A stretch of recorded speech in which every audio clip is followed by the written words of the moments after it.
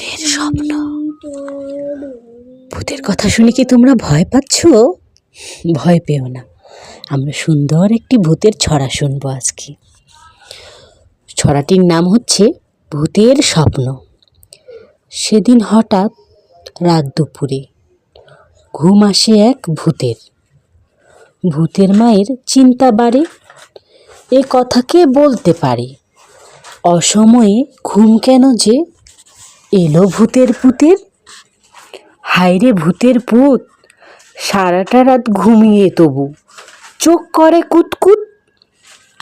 ভোরবেলা সে বলল ডেকে মাকে, কেন যে মা ভূতেরা সব রাত্রে জেগে থাকে?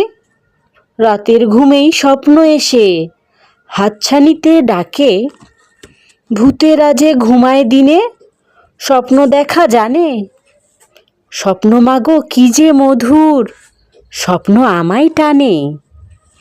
কি ছোট্ট বন্ধুরা, কেমন লাগলো তোমাদের এই ছড়াটি? নিশ্চয়ই অনেক ভালো লেগেছে।